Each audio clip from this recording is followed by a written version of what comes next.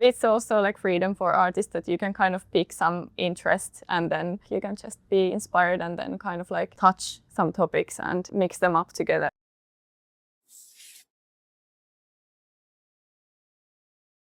Today's visit is in the studio of Kristiina Mäenpää, who is based in Helsinki. Are you from Helsinki? Not actually, I'm from Tampere, but been living here for I think 6 years now. You work with photography and sculpture. Yeah, both of those and installations also, combining those mediums there. Photography and sculpture is an interesting combination, and I think especially for you, in your case, because you're doing these like more dirty type of work. Yeah, a bit, yeah. Yeah, I think there is like a nice balance with working with photography-based techniques and then making, for example, concrete castings. There is this like pretty heavy, dirty work, and then this like more like photography usually is very keen. Yeah, I know. Yeah, but I like the balance that there is both of those sides involved. Yeah, you press the buttons, but also work with your hands. Yes, yeah. So let's start maybe with the space itself. Yeah. Did you just recently move here? What was it? Yeah, we just moved here with a couple of my colleagues in the beginning of this year, and things are still a little bit like under progress, but slowly getting things ready.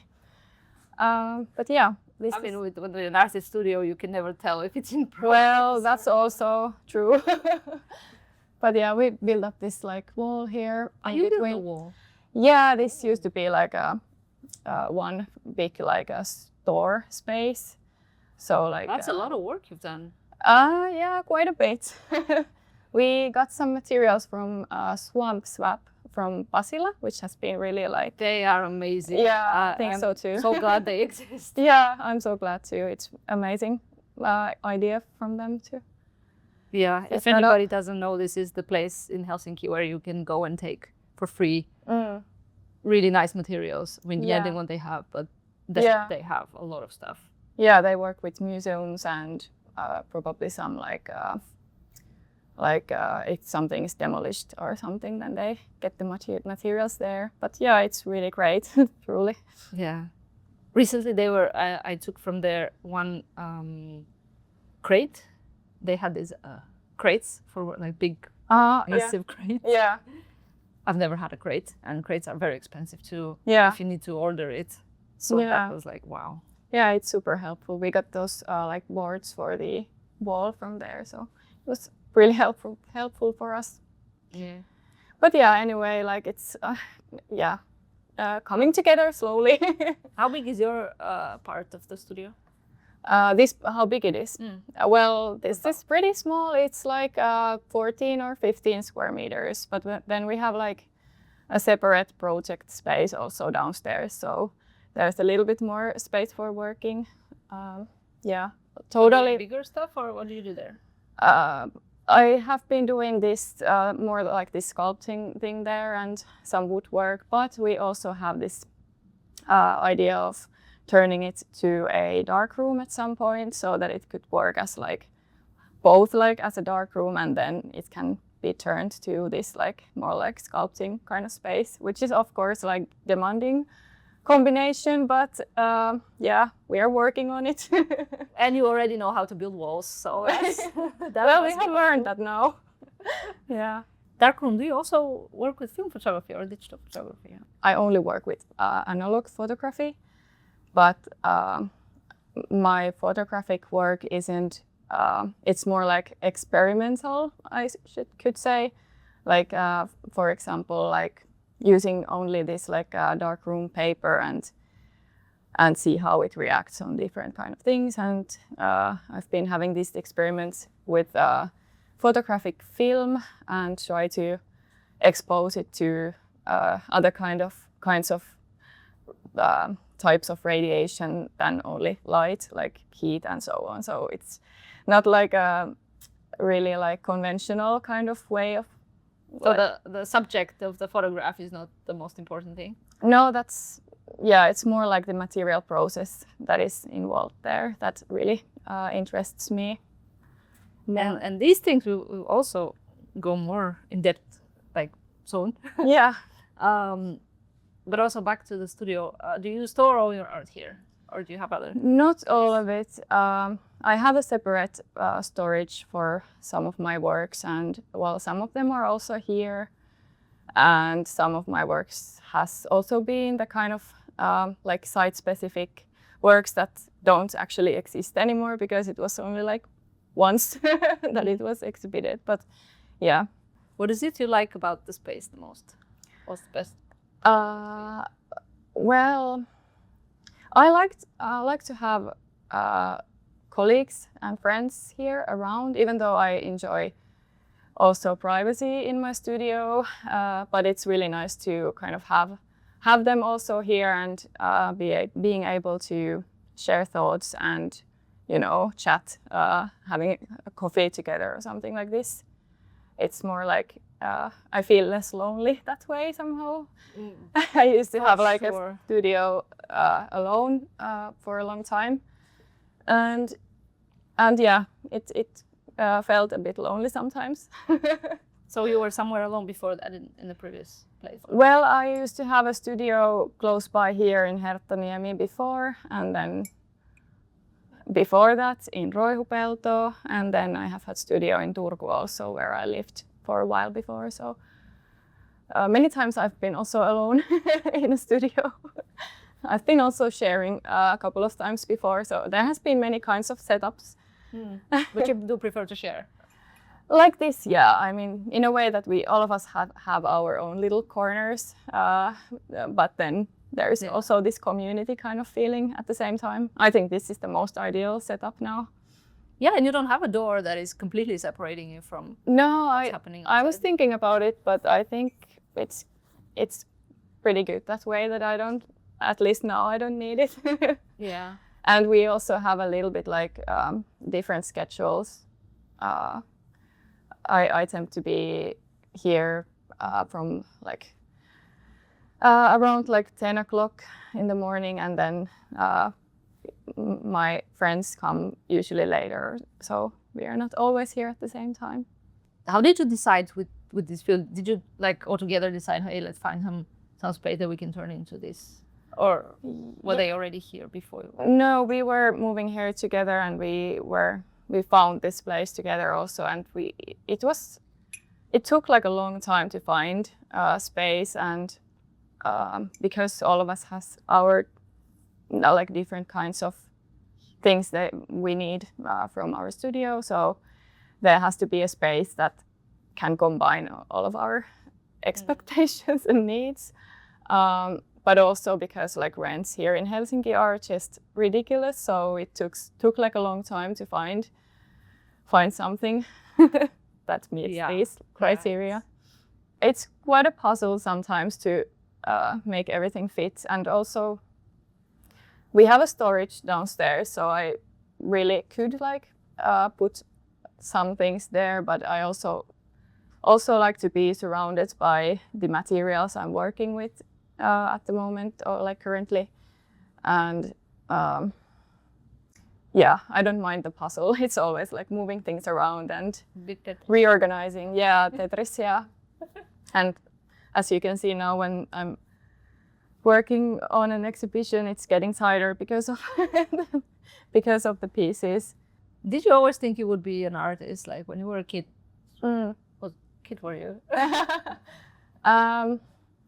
I think it somehow was always there somehow. I enjoyed drawing and painting a lot when I was a kid.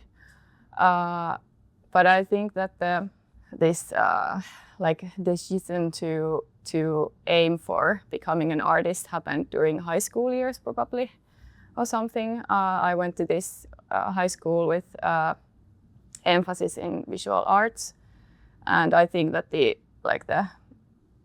more like keep forgetting words, but the decision maybe started from there, I guess. Or maybe it was even before that, because I think decision to go to that kind of a high school. Well, of course, but it was something that I enjoyed doing. But it's also funny because I kind of went to that high school because of enjoying drawing and painting, and then when I went there, of course, everybody else were really like skillful with all of those things, and then I kind of like felt I'm too slow of doing everything, and like somehow started to compare myself to the others. And what is funny, I guess, is that at that point I kind of picked up photographing because it was something that nobody else did that much there, and then realized also that it's also an art form in general, like, that this is something you can do. So yeah, so the first touch with photographing was there when realizing that I'm too slow with painting and drawing, so like, I have to keep up with the rhythm. There was like, I mean, too slow. Is there like a schedule when one should? Yeah, well, we had this a lot of courses there, and there were like many tasks to do during the courses, and I was just really slow. I was like drawing that one like little piece of paper for many hours, and then, like, yeah, well, I think I'm still really slow, but it's like I have really slow like process when I'm thinking my work. Sometimes I realize that when I see some of my sketches or some photos I've been taking like, I don't know, 5 years ago, then I'm like, oh, I was already then thinking about this, and this has been kind of like in my thoughts for things this. usually brew for a while before. Yeah, I think they come up. I think I think that's pretty like common also, of course, but yeah, it takes a lot of time for me at least. And it's good that, you know, as an artist, you don't always have a super strict deadline, so you don't have to stress all the time about it. It depends, but yeah. But when you have a show, of course, yeah, that's when things gets done. Mm-hmm. How did your parents feel about you wanting to become an artist? Did they support that idea? Well, they have always supported my career choice, like 100%. I was also like doing sports when I was younger, pretty seriously, and I think that my father would have wanted me to be like a professional athletic, or how do you say it? Athlete. So maybe it was a little bit like disappointing for him, but he didn't really bring that up so strongly. So, and yeah, I really feel that they have supported me a lot. And to be honest, I don't know if I would be here like this far without their support, basically. Yeah, I mean, maybe there are some people who are like exactly the opposite. If the parents are not supportive, they're like, oh, I'm going to show you. Yeah, that's also true, of course. So yeah, it depends. But it's probably the more lucky way that they would actually be okay with what you do. Yeah, for sure. Yeah. So then after high school, you went to study. What did you study? I went for one year for this. How do you say it? Some people say about that. No, I keep forgetting the word. The Finnish word for that? Kansanopisto. Vocational school. Was it? Yeah, something like that probably. But like this 1 year, kind of when you graduate from high school, then you can take this like studies that orient you towards like applying to university. So this like middle school. I don't know what is the word in English, but anyway, and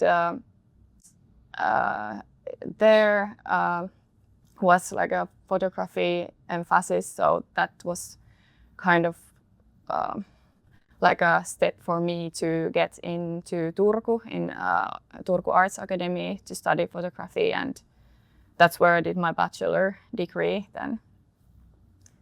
And then applied to Helsinki afterwards, like to master studies. Yeah, and did I get it right that you had 2 masters? Yeah, that's right. I got into Aalto University first in photography department. And then I already had applied to the Academy of Fine Arts at that point, but didn't get in.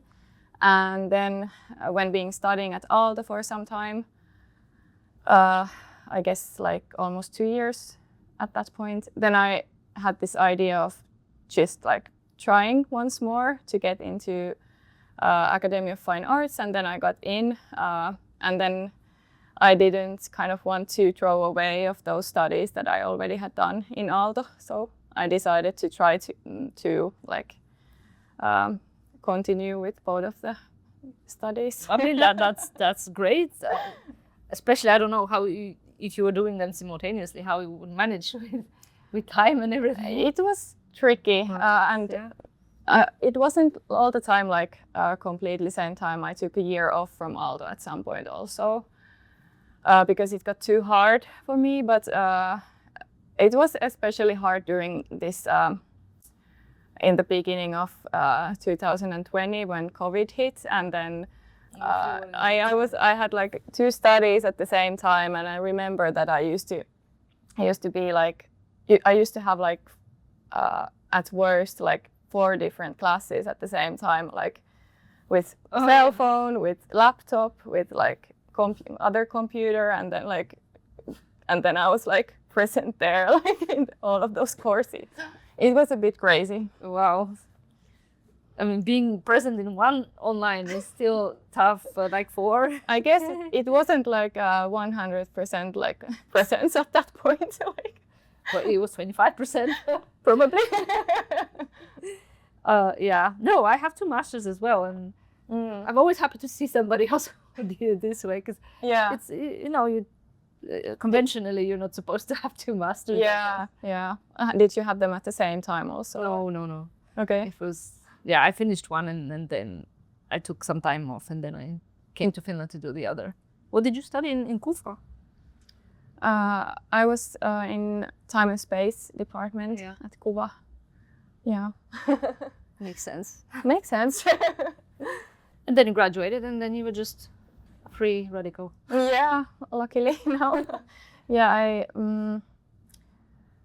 received my degree from Aalto last summer, and from Kuva the summer before that. Since last summer, I've been free to go. They set you free. Yeah, you served the sentence. I did. And what are you doing now? At the moment, I'm working on an exhibition to Gallery Hippolyta here in Helsinki. Congrats. Thank you. It's going to open in the beginning of June, so really soon. Oh, actually, pretty soon. Actually, I'm not sure even if this episode might be coming out around that time. But yeah, we'll see. So when is it? When is the opening for somebody who might come across it? If I remember correctly, it's on Thursday, 6th of June, I guess, if it matches. But yeah, anyway. Yeah, and it's until July probably at some point. It's like until the end of June. It's like, okay, almost. So yeah, I think so. Just focusing on the getting things ready, and then like keep forgetting the important days. Yeah, well, you still have like a month. Yeah, I know. A lot of things can be done in a month. Yeah. Are you going to be in the studio part or in the bigger? It's going to be in the bigger part of the gallery. Yeah. So what are the main themes that you work with? Main themes, time and duration, for sure. You said you were interested in the materiality also? Yes, I am. And this is something that comes from my photography background, even though my works are nowadays often 3-dimensional and spatial. There is this like, I keep coming back to this like essence of photograph, which I think is this trace of durational process, material process. And that is something that I think that also defines my 3-dimensional work. For example, now I've been making these concrete castings out of mold, which repeats the specific structure of the specific surface, leaving a trace of the presence of the surface. Traces also interest me when I'm making sculptures. I've been now interested in rocks and especially the bedrock in Finland, which is one of the oldest one in the world. Really? And that it has been still for like a really long time. So there hasn't been like volcanic action happening for a long time. So that's why. And then what is also like special for our like bedrock is that we have a lot of traces of ice age that are that can be perceived. And those traces are the ones that I've been taking molds of, like these traces that left by the glacier or massive like amount of ice that has been like melting and kind of anyway. So is that how they estimate that it comes from the ice age, that it's this massive there are shape? I mean there are many kinds of traces that are known that have been formed because of the ice. For example, we have this really smooth rocks on the seaside, like on the like shores. This like really like silky smooth rocks, and those, for example, are like left behind by the ice age. So, and it's something that is pretty like special for our nature. Also, these kind of rocks are found in Canada, for example, but it's something that geologists keeps coming back here to see these kind of. So anyway, these have been like one part of my work that I'm now making. Oh, it's interesting. I don't know much about rocks altogether. So Yeah. like whatever you say, it's new information for me. Okay. You know, I'm not an expert yet, but I'm really interested in this kind of. Like, soon. Yeah, maybe someday. But it's also like freedom for artists that you can kind of pick some interest and then you can just be inspired and then kind of like touch some topics and mix them up together and these kind of things. Yeah, once I met some researcher, I don't remember what was the context there in Aalto, just very briefly, and they were really unhappy, like really angry at artists having this freedom. Borrowing some things and then like... It's like, this is not fair, you know, I always have to present evidence and, you know, justify, and you just take something and you get away with it almost. Like, well, yeah. So, yeah. But it's not our job to, it's more our job to create questions than answers. So yeah, that is true. That's why we earn the freedom for mixing up some things. Yeah, and of course it comes with its pros and cons. Yeah, it's a lifestyle. Yeah, it is. Yeah, that's true also. No, it's interesting that you are into this surface. Like how did you come to this specific idea about these surfaces? That is a good question. I've been thinking about like questions of deep time for some time already, and I've been photographing rocks already like some years, like every now and then. I mean, I think I just found them visually beautiful or interesting, and that's how it kind of like started. And then I've been reading about deep time a little bit, and I think it's intriguing to think about this like longer periods of time and have this like shift of perspective there. Not thinking about so human-centric, but more like zoom out. Zoom out, yeah, that's probably the thing. I would imagine you weren't always creating these works which are kind of abstract. Or, yeah, I would guess, because when somebody starts from photography, it's usually something very concrete you start with. Yeah. Or did it happen like you were always focused on these kinds of? You mean like deep time questions or duration? No, just visually. Well, tricky questions. Sorry. I don't have this like prepared as a question. I'm actually curious about it. Yeah, I think, how did I end up? How did I end up here? No, I think it's just, even if I have been like back in the days when I did more like traditional photographic work, it was never that much about the like what is there in the picture. I have always struggled with like specific like subjects. Like now I'm photographing this or that. It was never about that so much.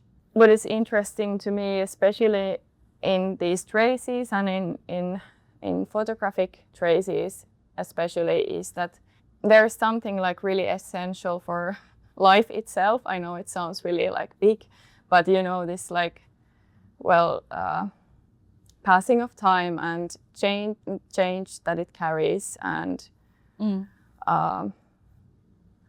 yeah, these kind of things. So I guess that it applies quite well, this thought, to, for example, geology, because there is also something like you are really like in touch with layers of time.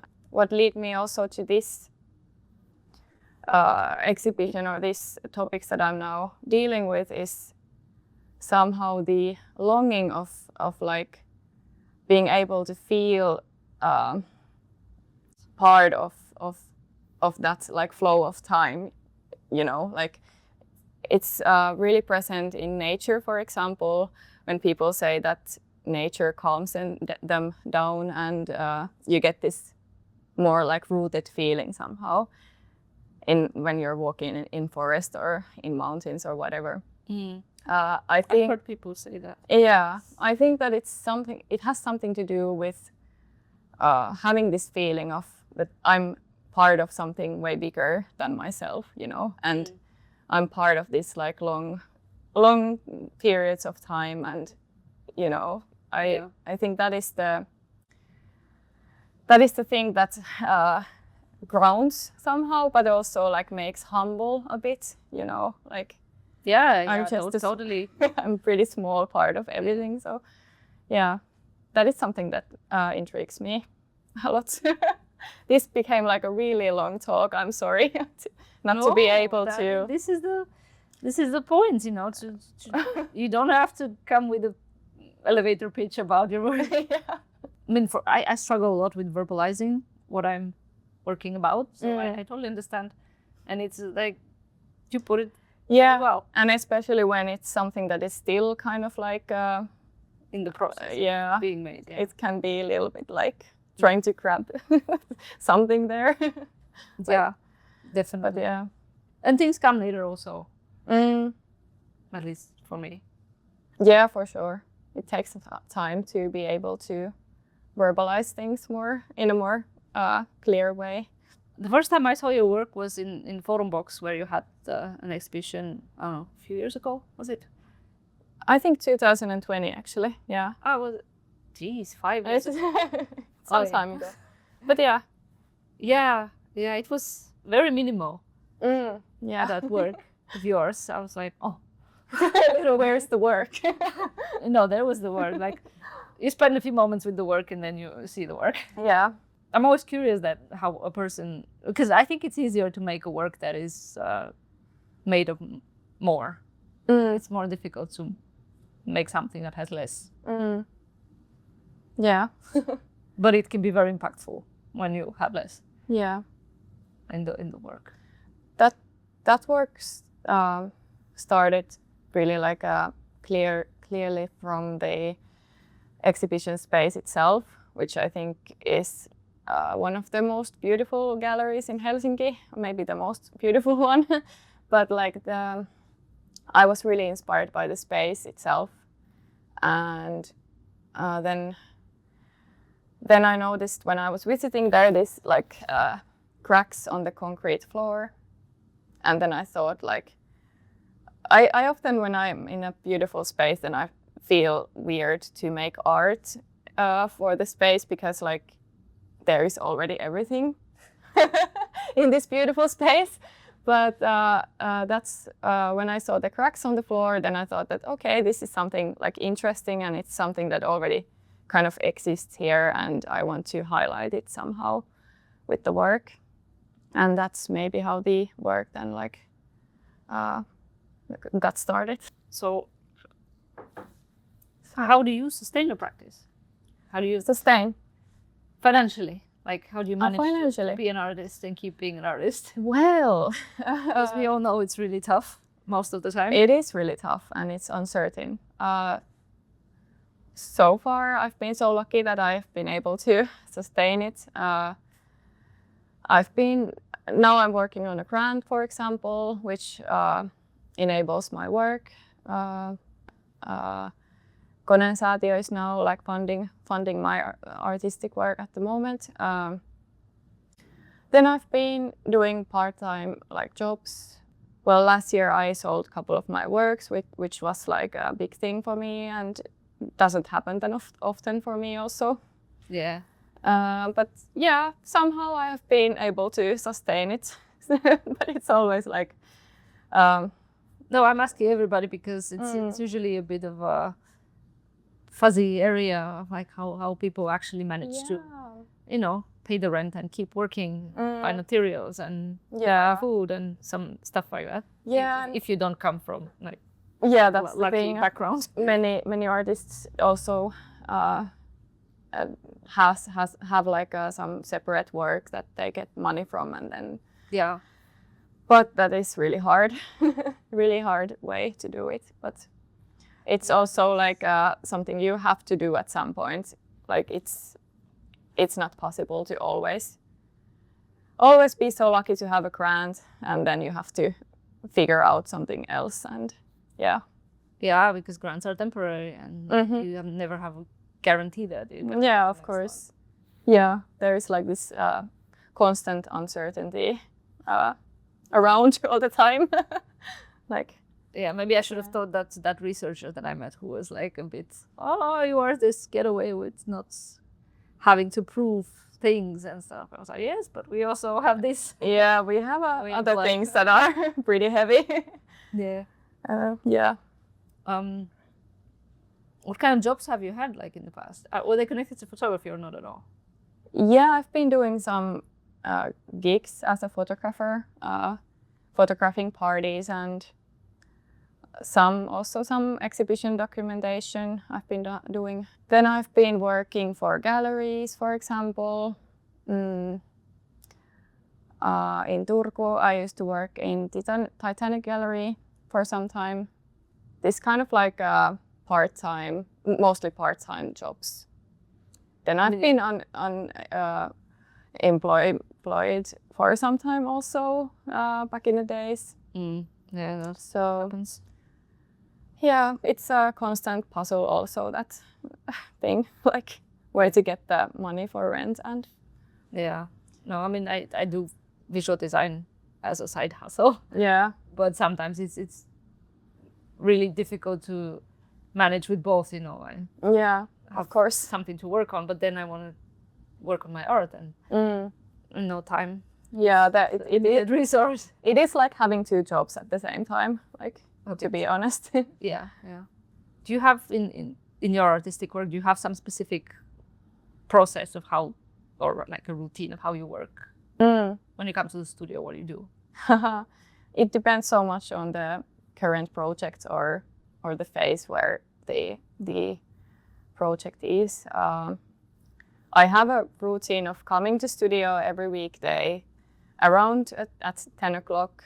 It can be minus or plus 1 hour or something, but anyway, like the routine of like having this specific working hours.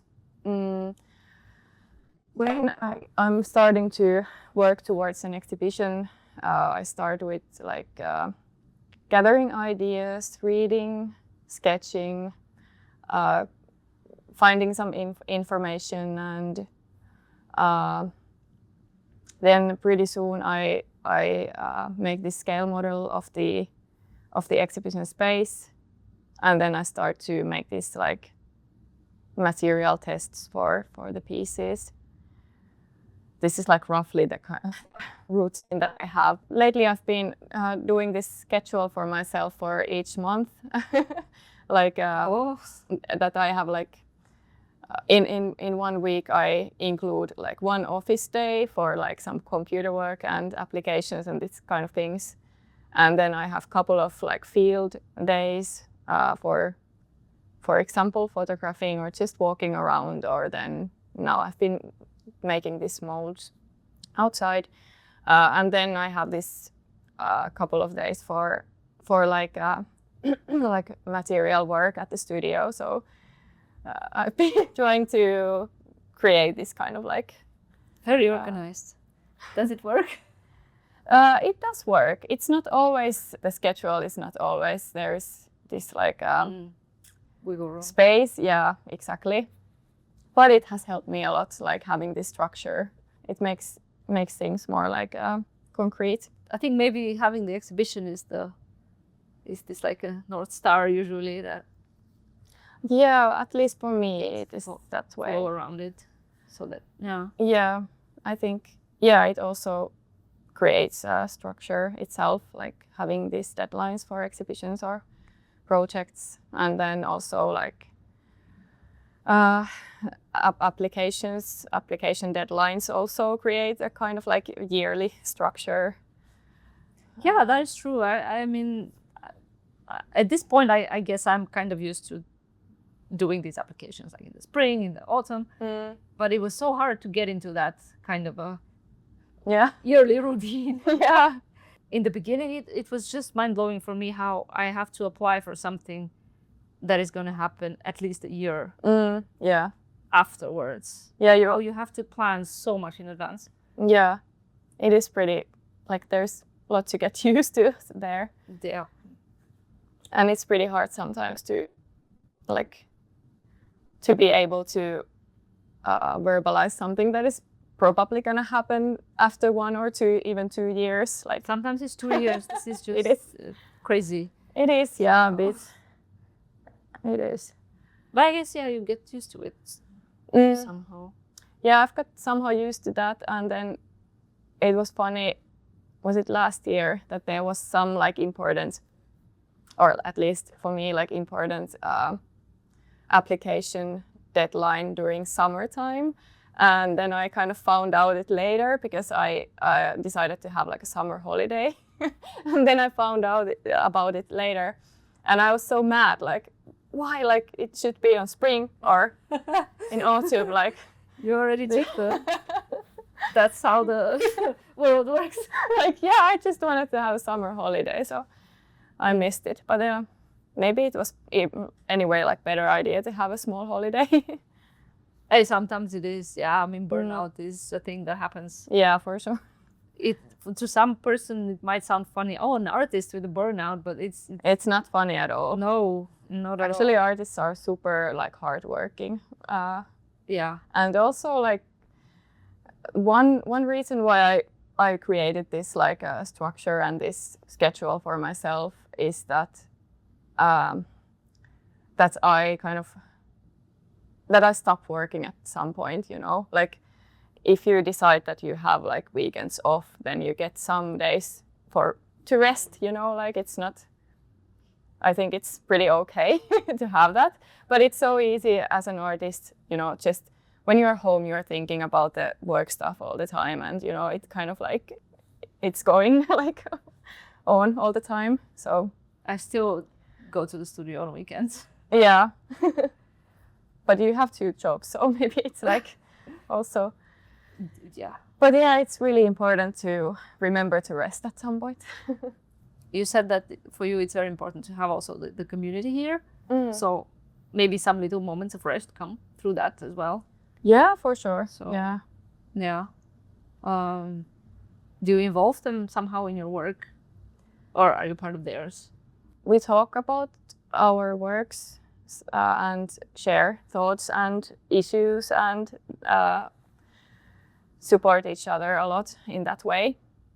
And then I also have like friends who help me with my work. Like lately I've been having this one friend who has been helping me with the sculptures, and I'm super grateful for that. but yeah, I feel that it's really important to have this like community of artists and colleagues to kind of support each other, especially when our profession is so demanding and there is many, and you can become like really lonely easily. So it's important to have this like mental support and also like practical support sometimes too. Yeah, for sure.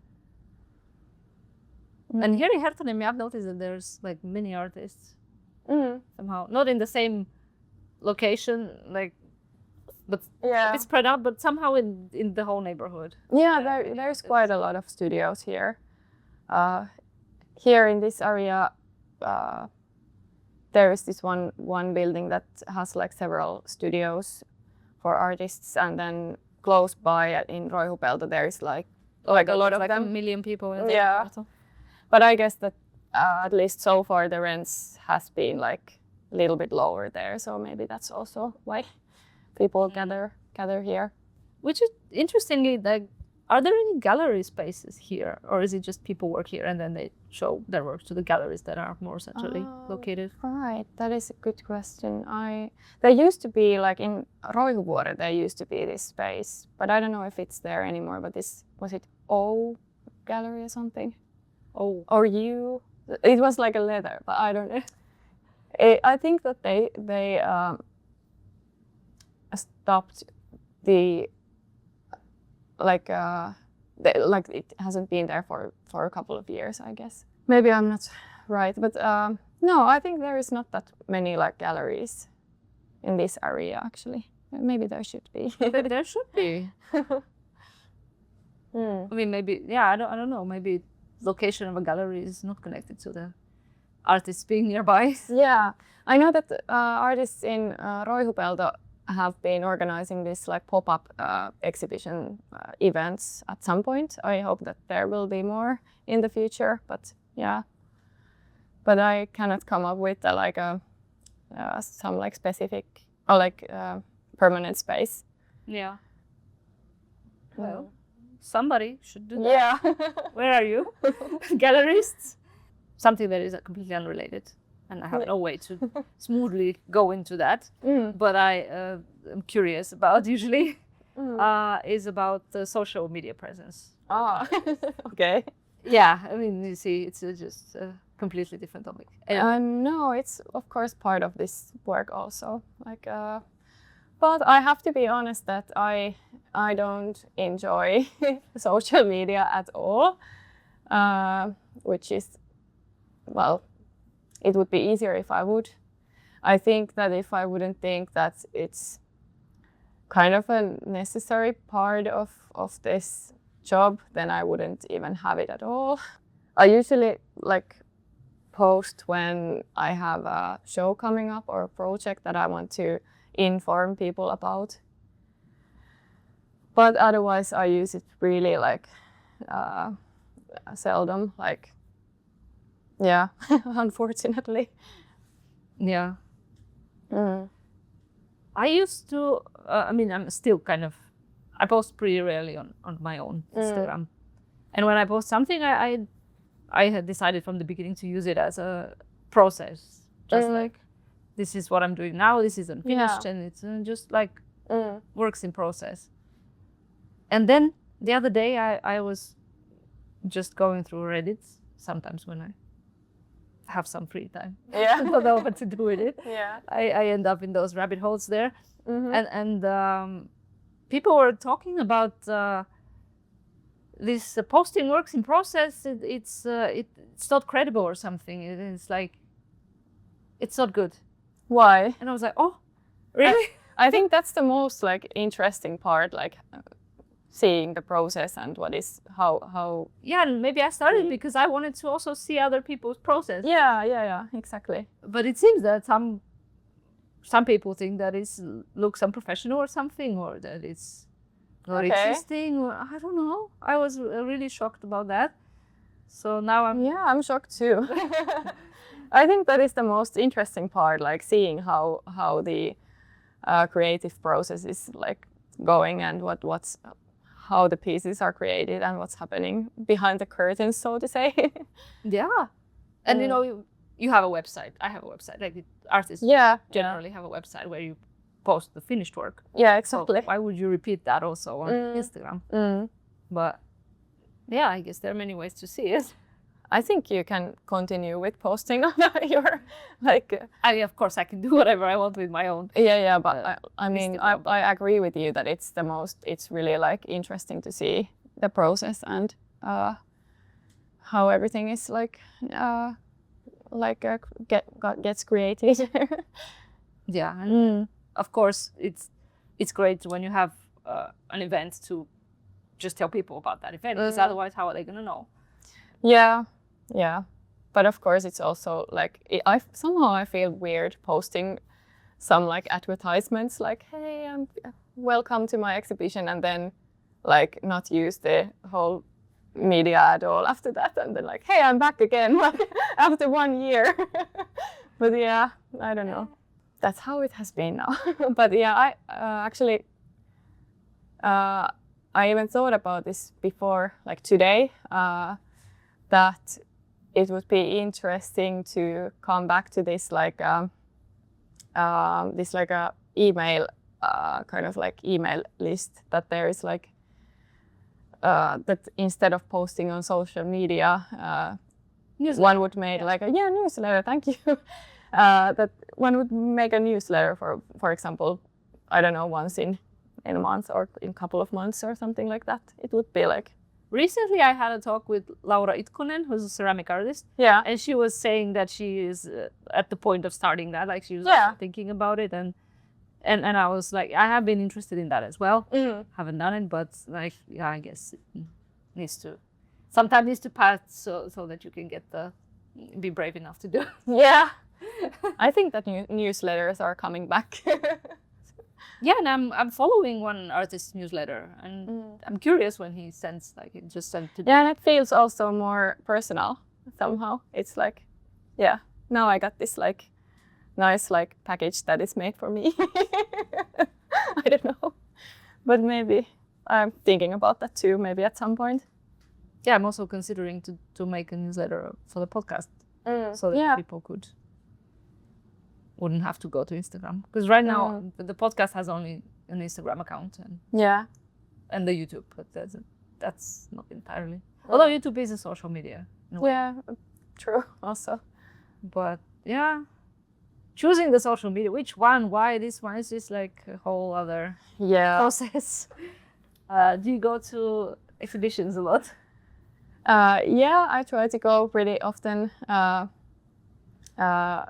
To galleries and museums here in Helsinki, and I try to have like a gallery round approximately once a month. And where would you go usually? Yeah. Well, I would go to, in the city center there is Hippolyte, of course, and then Anhava and Sinne Gallery, and then Forum Box Gallery. So at least those ones. And TM Gallery is also close by. But anyway, yeah, these city center places are pretty regular for me. And then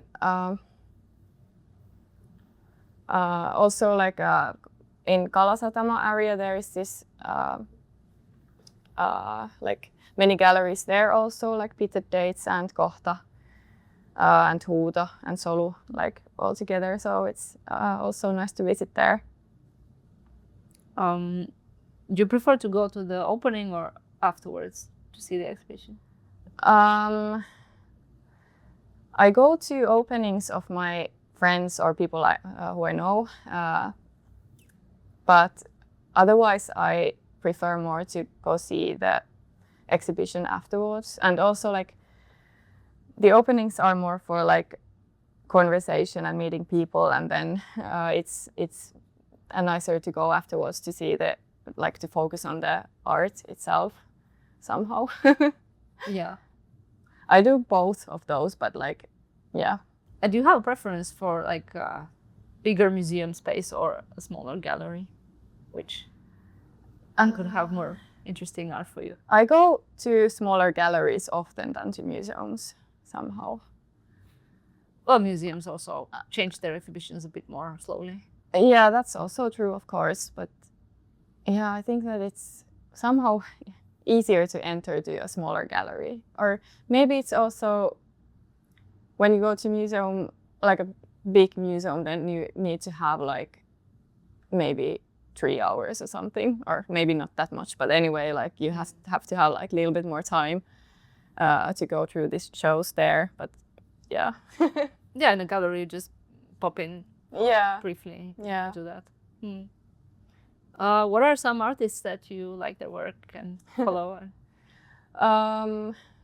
Currently, yeah, there are many. Well, lately I've been interested in works by this Swedish artist Nina Connell. I like the way that she approaches work of art as like an open-ended process somehow, that it's not something that is like final and like closed, but keeps on kind of carrying the change, and it's an interesting approach, I think. And then like from Finnish artists, there are also many of them that I admire, but I think works by Juuso Noronkoski and then, for example, Päivikki Alaraiha are the kind of who has been on the podcast. I know. I saw that one also. It was really interesting. But yeah, I really like her works and the way that she deals with like spatiality and space in this really like subtle and poetic and beautiful way. Your practices have a lot in common somehow, like and visually. I wish. No, like at least I somehow connected those. Now that I was before coming here, I was kind of thinking that there are similarities. I see. Yeah. I mean, Helsinki goes on. Helsinki has so many artists. Yeah, that's also true. It's at the same time the circles are small, so to say, but then like we are also quite a many. I mean, I am close to 50 episodes at this point, and yeah, and I'm nowhere near all the artists that are out there, or even like a fraction probably of them. Yeah, a lot of work to do so still. Yeah, no, I'm not aiming to have everybody. No. That's definitely not the goal. But I mean, still interesting practices do come up. Yeah. Do you have other places that are inspiring for you? It doesn't have to be like even physical spaces. Oh yeah. Well, actually, physical places inspire me a lot, both like urban environment and nature also. But in cities, these in between spaces, so to say, which don't have like a specific function, that are a little bit like in the middle of something, are really like interesting to me. Yeah, and what would be an example of such a space? Is there a word for like untilled land, like this land that hasn't been built on, but this like kind of like it's like joutama in Finnish, but I just cannot come up with the word now. But it's kind of like non-spaces within the city center, that there is no like, it's not for hanging around or there is no function for the kind of like in the middle kind of weird corners or then like buildings that are already like demolished, or this kind of like I notice in shopping malls often. Also. It's like the lost part of some space that it has absolutely no function. Absolutely, you just see the dust gathering. Yeah. And it's such a waste of space. Yeah. Or potential of something that could have been there. Yeah, but maybe it's good to have those like spaces for like I don't know. It's kind of like a symbolic also to have this space for thinking and dreaming and this kind of things. But then I was about to talk about the other kind of inspirational places. Well, now I have been spending time on seaside a lot, and yeah, like nature really inspires me. It's like really cliche, but it's true. Yeah, I really feel that that in nature you can kind of get this feeling of being part of something bigger, and that is really like nice experience to have. Thank you. Thank you. That was it. Thank you. Nice to have you here. Nice to be here. Thanks for agreeing to it, even if you had a bit reservations. Yeah, of course. But yeah, it's not that hard, is it? No. It was actually really fun.